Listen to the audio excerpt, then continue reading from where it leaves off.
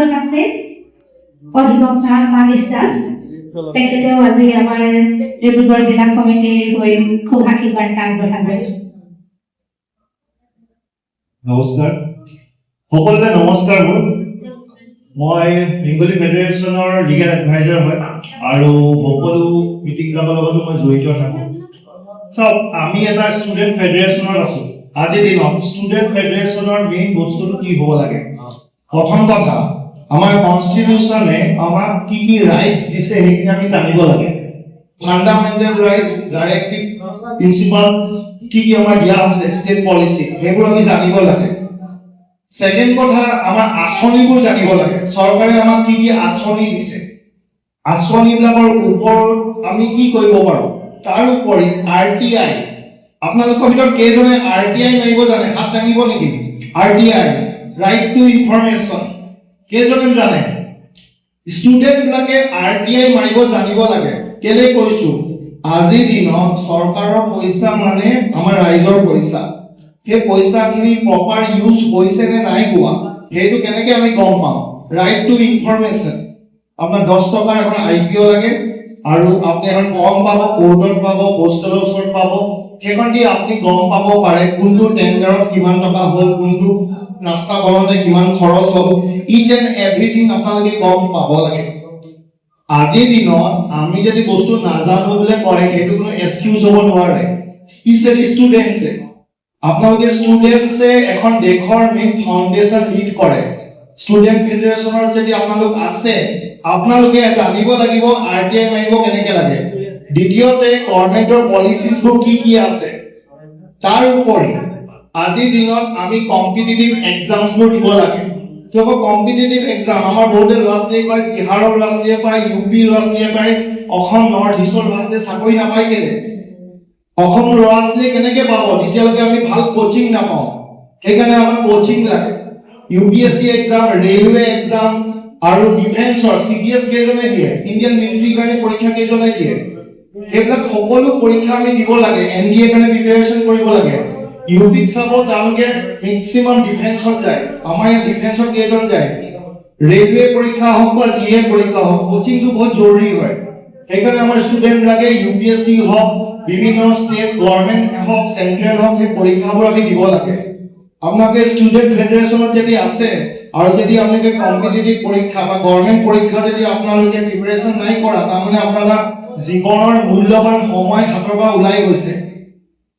সেইকাৰণে গভৰ্ণমেণ্ট জবছবোৰ আপুনি এইটো আশাত থাকিব নোৱাৰে কি আপোনাৰ গভৰ্ণমেণ্ট জবছটো আপোনাৰ গভৰ্ণমেণ্টে আহি আপোনাক পলিচত দি দিব। সেইটো কাৰণে আপোনালোকে প্ৰিপাৰেচন কৰিব লাগিব আৰু পৰীক্ষাবোৰ দিব লাগিব। ষ্টুডেণ্ট ফেডাৰেশ্যনে অকল এইটোৱে চাব নালাগে কি অকল আমাৰ জবছটোৱে অনলি আমাৰ অপশ্যন আছে। বহুতে এণ্টাৰপ্ৰিনাৰ হ'ব পাৰে, বিজনেছ কৰিব পাৰে। বিজনেছ কৰিবলৈ আইডিয়া কেনেকে পাব? বহুতে নাজানো, আমাৰতো দেউতা মায়ে বিজনেছ কৰা নাই, আমি এতিয়া বিজনেছ কেনেকে কৰিম? সেইটো কাৰণে বেষ্ট হয় DICC, district industry commerce centre আছে, MSME প্ৰগ্ৰেম আছে, প্ৰাইম মিনিষ্টাৰৰ 5 লাখ টকালৈকে লোন দিয়ে। আপোনালোকে জানে 5 লাখ টকালৈকে লোন দিয়ে আৰু তাৰ ওপৰত সাবসিডিও আছে 35%। সেইখিনি আমি ঘূৰাব নালাগে। তেনেকুৱা ইমান ভাল সুবিধা দিয়া হৈ আছে, সুবিধাবোৰ আমি ল'ব জানিব লাগে। ষ্টুডেণ্টে যদি ষ্টুডেণ্ট ফেডাৰেশ্যনত থাকি কেৰিয়াৰ অপশ্যনটো যদি নিজৰ ওপৰৰ পৰা আঁতৰাই দিয়ে, একো নহ'ব। সেইকাৰণে প্ৰথম কথাটো হয় কনষ্টিটিউশ্যনে আমাক সুবিধা দিছে, সেইখিনি আমি জানিব লাগিব। RTI মাৰিব জানিব লাগিব, RTI কাম কি চব জানিব লাগিব, কোচিং ল'ব লাগিব, ডিসকাস কৰিব লাগিব। অনলাইন কোচিং আছে, আজিকালি বহুত ফ্ৰী কোচিংও আছে। ইভেন এনেকা বহুত গভৰ্ণমেণ্ট ৱেবছাইট আছে য'ত আপুনি ফ্ৰী অফ কষ্ট কোৰ্স কৰিব পাৰে। কমপ্লিটলি ফ্ৰী অফ কোৰ্স বহুত কোৰ্স কৰিব পাৰে। আজিৰ দিনত AI যুগ আহিছে, আৰ্টিফিচিয়েল ইন্টেলিজেন্স। আৰ্টিফিচিয়েল ইন্টেলিজেন্সৰ ৰিলেটেড কি কি কোৰ্স কৰিব পৰা যায় আৰু বিহাই টেকনিক্যাল সফটওয়্যাৰ সব কোৰ্স কৰিব পাৰে। এই কোৰ্সবিলাকৰ বিষয়ে আমি জানিব লাগে। তাৰ উপৰিও আমি কোচিংৰ উপৰিও যেনেকৈ মই ক'লো MSME ৰ 5 লাখৰ লোন থাকে, PM or prime minister Ujjwala আছে, সেইবিলাক আমি ল'ব জানিব লাগে। আৰু আমাৰ মেইন কথাটো হয় আমি ইউনিটি থাকিব লাগিব, ইন ডাইভাৰ্সিটি আমাৰ আছো। আমি নৰ্থ ইষ্টখন কেনেকৈ ডেভেলপ কৰোঁ। আজিৰ দিনত আমি ক'ত বহি আছো? ডিব্ৰুগড়ত আছো। Dibrugarh now become the second city after Guwahati এতিয়া সব সুবিধা আহি আছে ৰিসেন্টলি চিফ মিনিষ্টাৰে কৈছে ডিব্ৰুগড়ৰ কেপিটেল ফৰ্মেশনৰ কাৰণে 500 কোটি টকা দিছে ডিব্ৰুগড় এটা মিউনিসিপাল কৰ্পোৰেচন হৈছে নেক্সট ইলেকশ্যনত ডিব্ৰুগড় লাহোৱালৈকে এক্সপান্ড হ'ব আৰু ইফালে আপোনাৰ বৰবৰুৱালৈকে এক্সপান্ড হ'ব এই কমপ্লিট আপোনাৰ ডিব্ৰুগড় মিউনিসিপাল কৰ্পোৰেচনৰ আন্ডাৰত আছে ডিব্ৰুগড় মিউনিসিপাল কৰ্পোৰেচনৰ আন্ডাৰতো বহুত স্কিম আছে য'ত আপোনালোকে বিজনেছ কৰিব পাৰে লোন টেন্ডাৰ মাৰিব পাৰে বহুত অপৰচুনিটি আছে সেই অপৰচুনিটিবোৰ ল'ব লাগে আমি যদি অপৰচুনিটিবোৰ নলওঁ আৰু আমি যদি ভাবি থাকো গভৰ্ণমেণ্টৰ মানুহে আমাক ঘৰত আহি পিনে সব অপৰচুনিটি দি যাব সেইটো মিছা কথা আমি নিজে যাব লাগে আমাৰ ইয়াত কি সুবিধা দিয়া হৈছে সুবিধাবোৰ আমি ল'ব লাগে মিউনিসিপালিটিত যাব ডিস্ট্ৰিক্ট ইণ্ডাষ্ট্ৰি কমাৰ্চ চেণ্টাৰত যাব আৰু তাৰ উপৰি বহুত নতুন নতুন প্লেন আহি আছে যোনটো আপুনি ডিসি অফিচত গ'লে গম পাব এই সুবিধা স্কিমছবোৰ ল'ব লাগে তাৰ উপৰি এটা কৰ্পোৰেচন হোৱাৰ লগে লগে বহুত ডেভেলপমেন্ট আহিব সেই ডেভেলপমেন্ট বিলাকত আমাৰ কি স্কিমছ পাম সেইবোৰ আমি চাব লাগে আৰু ইণ্ডাষ্ট্ৰিয়েলি আমি গ্ৰ' হ'ব গৈ আছো কিয়বা after Guwahati Dibrugarh second capital হ'ল মই প্ৰথম কিতাপ লিখিছিলো আসাম মিউনিসিপাল কৰ্পোৰেচন এক্ট 2022 চনত যেতিয়া আইনখন বনিছিলে তেতিয়া তাৰ ওপৰত প্ৰথম কিতাপ মই লিখিছিলো আৰু সেইখন কিতাপ লিখি ডক্টৰ সৈকত পাত্ৰ ছাৰক মই গিফ্ট কৰিছিলো আৰু 2024 ত ডিব্ৰুগড় সেকেন্ড সিটি হ'ল আফটাৰ গুৱাহাটী আৰু মিউনিসিপাল কৰ্পোৰেচন হ'ল আৰু এটা কেপিটেল হৈছে আৰু আমাৰ ইয়াত এটা টুৰিজমটো গ্ৰ' কৰি আছে আমি বহুতে লক্ষ্য কৰা নাই কি ভৱিষ্যতৰ দিনত ডিব্ৰুগড় ফৰেনাৰ ঘূৰি ফুৰিব টুৰিজম এক্সপান্ড হৈ আছে কেলে কৈছো ডিব্ৰুগড় এয়াৰপৰ্টটো ইন্টাৰনেশ্যনেল এয়াৰপৰ্ট ডিক্লেয়াৰ হৈছে বহুত জলদি ইয়াৰ পৰা আপুনি থাইলেণ্ড হওক ছিংগাপুৰ হওক বিভিন্ন দেশ বিদেশলৈ ইয়াৰ পৰাই ফ্লাইট ল'ব পাৰিব বিদেশৰ পৰা মানুহ ইয়াত আহিব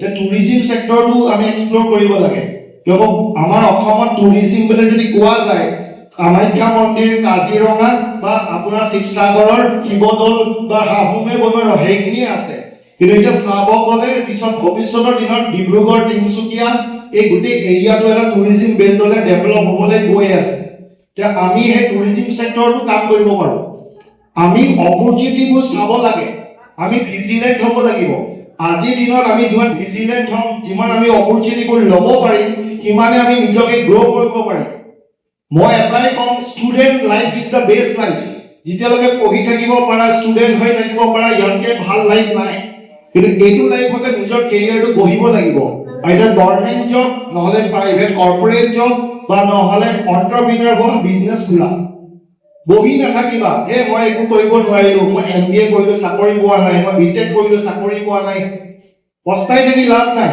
এই সময় তোমাৰ সময় বেয়া আছিলে নাপালা কিন্তু ভৱিষ্যতত এতিয়া অপৰচুনিটি আহি আছে তোমালোকে যদি নাজানা কিবা জানিব বিচাৰিছা মোৰ লগত যোগাযোগ কৰিবা মই তোমালোকৰে লিগেল এডভাইজাৰ হয় সদৌ বেংগলী ছাত্ৰ পৰিষদৰ আৰু মই বিচাৰিছো কি তোমালোকে আগবাঢ়া মই সকলোকে আহ্বান কৰিছো time is more precious than money পইচা আজি নাই কাইলৈ আকৌ আহি যাব সময়টো যদি এবাৰ গুচি যায় এই সময়টো কেতিয়াও ঘূৰি নাহে সেইকাৰণে আমি সময় কাম সময়ত কৰি যাব লাগিব যি আঁচনি আছে যি স্কিমছ আছে গভৰ্ণমেণ্টৰ স্কলাৰশ্বিপ আছে সেইবোৰ আমি জানিব লাগিব কেৰিয়াৰটো বনাব লাগিব আৰু ষ্টুডেণ্টছে গোটেই ৱৰ্ল্ড এখন দেশখন চেঞ্জ কৰে আমি এতিয়া বহুত ধুনীয়া আছো gen Z gen alpha but the thing is that সেইটো আমি সদায় পজিটিভ দিশত নিব লাগিব আমাৰ দেশখন ডেভেলপ কৰি আছে ডেভেলপিং কাণ্ট্ৰি হৈ আছে ভৱিষ্যতে ডেভেলপ কাণ্ট্ৰি হ'ব কিন্তু তাত আমি এই সময়ত কি কৰিব পাৰো সেইটো আমি চাব লাগিব আৰু আত্মনিৰ্ভৰ হ'ব লাগিব নিজৰ ওপৰত সেল্ফ ডিপেন্ডেন্ট হ'ব লাগিব আমি বেলেগৰ ওপৰত ডিপেন্ডেন্ট হৈ থাকিলে নহ'ব সেইকাৰণে গভৰ্ণমেণ্টৰ স্কিমছ হওক যি কোচিং আছে যোনটো চাকৰি ওলাব পাৰে ভৱিষ্যতৰ সেইবোৰ চাব লাগে আৰু প্ৰজেক্টত ভাগ ল'ব লাগে আৰু কোনোবা যদি প্ৰজেক্ট বনাবলৈ অসুবিধা হৈছে আমাৰ লগত যোগাযোগ কৰিব আমি হেল্প কৰিম কোনোবা যদি বিজনেছমেন হ'ব কৈছে আমি বিজনেছ কৰিবলৈ সহায় কৰিম মই এজন MBA হয় এজন অধিবক্তাও হয় আৰু কলেজত পঢ়া ডিব্ৰুগড় ইউনিভাৰ্চিটি মই এক্সটাৰ্নেলো হয় তো মই বিভিন্ন বস্তুৰ লগত জড়িত আছো কেৰিয়াৰ কাউন্সেলিং হওক কিতাপ লিখা হওক মই সেইকাৰণে আইডিয়া দিব পাৰো মই বিচাৰো ল'ৰা ছোৱালীবোৰ যেন বহি নাথাকে কিবা কৰে কেৰিয়াৰ এটা ধৰে আগবাঢ়ে কিয় কওঁ মেইন কথাটো হৈছে টাইম আজি যিখিনি সময় আছে সেই সময়খিনি সদায় নাথাকিব সেইকাৰণে সময় থাকোঁতে মেইন কাম কৰিব লাগিব আৰু সংগঠনত আমি আহিছো কিবা শিকিবলৈ কিবা এটা নতুন পজিটিভ কৰিবলৈ আৰু কাৰো ওপৰত যদি অন্যায় হৈছে অন্যায়টো সভা বা ৰখাবলৈ সেইকাৰণে আমি চোকা দৃষ্টি ৰাখিব লাগিব ডিব্ৰুগড়খন এখন বহুত ভাল জায়গা, ইয়াত আমাৰ সব ভাল, বতাহ পানী মানুহ সব ভাল। মেইন কথাটো হৈছে এতিয়া আমাৰ ডেভেলপমেন্ট লাগে আৰু অতি সোনকালে ডেভেলপমেন্ট আহি আছে, কিন্তু যদি ডেভেলপমেন্ট আহালৈকে আমাৰ ইয়াৰ লোকেল ল'ৰা ছোৱালীয়ে চাকৰি নাপায়, বাহিৰৰ পৰা আহি কিনে ল'ৰাই চাকৰি কৰি থাকিব কোম্পানীবিলাকত, তেতিয়া ক'ব আমি নাপালো কেলে। আৰে আমি নাপাম কেলে? আমি কোচিং কৰিছো নেকি? আমি পৰীক্ষা দিছো নেকি? আমি চাৰ্টিফিকেট আছে নেকি? আমি এলিজিবিলিটিটো মিট কৰিছো নেকি? আজি কয় 2000 অইলত বোলে বাহিৰৰ দেশৰ ৰাজ্যৰ পৰা আহি কিনে কাম কৰি আছে, তাতে এলিজিবিলিটি পাৰিছে, আমি এই এলিজিবিলিটিটো হ'ব লাগিব। এতিয়া আজিৰ দিনত বহুতে নাজানে বিটেক পাছ কৰাৰ পিছত also can do it. If she can do it, I also can do it. If nobody can do it, that means only I can do it. হে নিজৰ ওপৰত হে সেলফ ইন্ডিপেন্ডেন্ট থাকিব লাগিব, সেলফ ডিপেন্ডেন্ট থাকিব লাগিব, নিজকে মোটিভেট কৰিব লাগিব। আমি আজি যেতিয়া গোট খাইছো, মই এটাই বিচাৰিছো, মই এটা মেছেজ দিওঁ, এটলিষ্ট গোটেই কিজনৰ নহলে এজন বা দুজনৰ লাইফটো কিবা এটা চেঞ্জ আহে। আইদাৰ কোচিং লয়, আইদাৰ গভৰ্ণমেণ্ট চাকৰি কাৰণে এপ্লাই কৰে, বা নহলে আপোনালোকে ইণ্ডাষ্ট্ৰি আইচি অফিচত গৈ বিজনেছৰ কিবা প্ৰজেক্ট এটা লৈ বিজনেছ এটা আৰম্ভ কৰে। কিয় কয় চাওক, ৰখি থাকিলে কোনো লাইফটো ৰখি নাযায়, সময়ো নৰখে, নদীও নৰখে, চব আগবাঢ়ি যায়। আমিও আগবাঢ়ি যাব লাগিব। আমি যদি আগবাঢ়ি নাযাওঁ আমি পিছ পৰি থাকিম। আৰু মই কোৱা উদ্দেশ্য এটাই, মই ডিব্ৰুগড়ৰ ল'ৰা, আজিৰ দিনত গুৱাহাটী, দিল্লী বিভিন্ন জেগাত গৈছো, চবতে এটাই দেখিছো কম্পিটিশ্যন।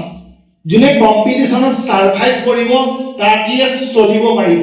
মই যেতিয়া ডিব্ৰুগড় উকিল ঘাটত জইন কৰিছিলো, চবে কৈছিল আমি এদিন গুৱাহাটী হাইকোৰ্ট যাম, মই গুৱাহাটী হাইকোৰ্ট গলো।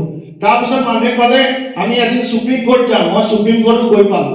আৰু বিভিন্ন ডাঙৰ ডাঙৰ কেছ ভগৱানৰ আশীৰ্বাদত মই কৰি আছো। আৰু এটা কথা মই বিশ্বাস ৰাখো, চেষ্টা কৰিলেহে কিবা এটা ফলাফল পাম। যদি মই চেষ্টাই নকৰো কেনেকে ফলাফল পাম?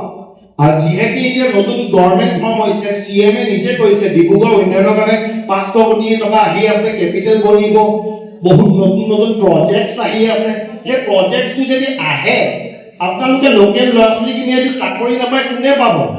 কিন্তু কাইলৈ যদি নাপায় আপুনি ক'ব কিয় নাপালো, এইটো কিবা হেৰি হ'ল, দুৰ্নীতি হ'ল, কিবা সেটিং আছে হ'ব পাৰে। কিন্তু মেইন বটম লাইনটো হয় এলিজিবিলিটি আছে নে নাই। আপোনাক যদি আজি জেই দিলে লাগে, জেই হ'লে নহ'ব, উইথ এক্সপিৰিয়েঞ্চ লাগিব। আপুনি কিবা প্ৰাইভেট কোম্পানীতে কাম কৰক, অভিজ্ঞতা গোটাই থাকক। আজি কোনোবা জবত আপোনাৰ এক্সপিৰিয়েঞ্চো লাগে, অকল ডিগ্ৰী সাফিচিয়েণ্ট নহয়। যিদৰে বিটেক পৰীক্ষাটো পাছ কৰাৰ পিছত গেট পৰীক্ষাটো পাছ কৰিব লাগে, অইল ONGC NRL এক্সটেকাৰ চবলে। তো সেইদৰে আমি চাব লাগিব এলিজিবিলিটিটো আছে নে নাই। মোৰ মেইন উদ্দেশ্য এটাই হয়, আপোনালোকে প্ৰেক্টিকেল হওক।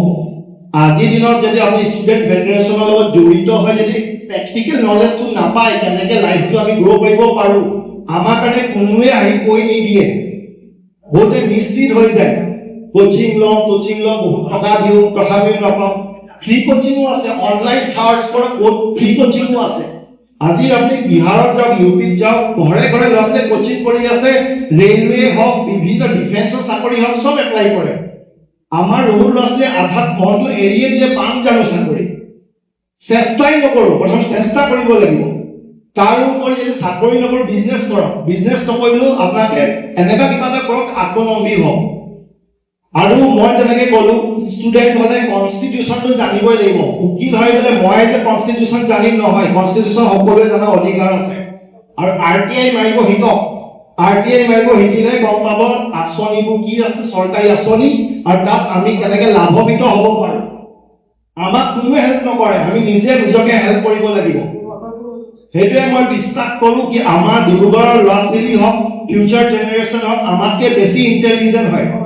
আৰু তেওঁলোকে যদি বহুত বস্তু এতিয়া সংগ্ৰহ নকৰে, ভৱিষ্যতৰ দিনত তেওঁলোকক কোনে সহায় কৰিব? মই আজি মাধ্যম পাইছো, আজি মই ডিব্ৰুগড়ত আছো, সেইকাৰণে আপোনাক কৈছো 2 মাহৰ পিছত মই দিল্লীত থাকিম। তো মেইন কথাটো সেইটোৱে হয়, মই যেতিয়াই য'তে যাওঁ মানুহক মোটিভেট কৰো কি আগবাঢ়ক, ল'ৰা ছোৱালীক মোটিভেট কৰো যি সুবিধা আছে এইবোৰ ল'ব লাগে। আমি যদি নলওঁ বেলেগে লৈ লওঁ। তো মই সেইটোৱে আশা কৰিলো, মই যোনখিনি কথা তথ্য দিলো সেইখিনি আপোনালোকৰ কাৰণে হেল্পফুল হ'ব লাগে। আপোনালোকে হেৰি ইউটিলাইজ কৰক, কিবা যদি আপোনালোকে অসুবিধা হয় মোৰ লগত যোগাযোগ কৰক, মই বিনামূল্যে আপোনালোকক সহায় কৰিম। মই যিহেতু ফেডাৰেশ্যনৰ লিগেল এডভাইজাৰ, ফেডাৰেশ্যনৰ লগত মই জড়িত আছো, আৰু আপোনালোকক সকলোকে বিচাৰো আমাৰ অসমৰ ল'ৰা ছোৱালী যি ল'ৰা ছোৱালী ইয়াতে জন্ম হ'ল তাহাঁতি প্ৰথম অধিকাৰ পাব লাগে, চাকৰি হয়, বিজনেছ হয়, চৰকাৰী নীতি যি আছে। আমি যদি নলওঁ বেলেগে লৈ ল'ব। আৰু আমি ল'ব কাৰণে আমাৰ ওচৰত এলিজিবিলিটি কি আছে সেইবোৰ আমি জানিব লাগিব। Lake of knowledge cannot be an excuse. আমাৰ লত এটা কথা আছে আইনত, ignorance of law cannot be an excuse. ইয়াতো মই কৈ দিছো, ignorance of knowledge cannot be an excuse. মই নাজানো, নাজানিলে মোৰ লছ আছে। সেইকাৰণে আমি ডিসকাস কৰিব লাগিব। আমি সবৰ ভিতৰত এটা গ্ৰুপ বনাই ল'ব, হোৱাটছআপ গ্ৰুপ, কথা পাতিব কি কি কৰিব পৰা যায়, কি কি আঁচনি আছে, স্কিমছ আছে, কি কি জবত এপ্লাই কৰিব পাৰো, আৰু সেই সুবিধাবোৰ আমি ল'ব লাগিব। ইয়ালৈ মই থেংক ইউ টু এভৰিৱান মোৰ বুজাৰ কাৰণে।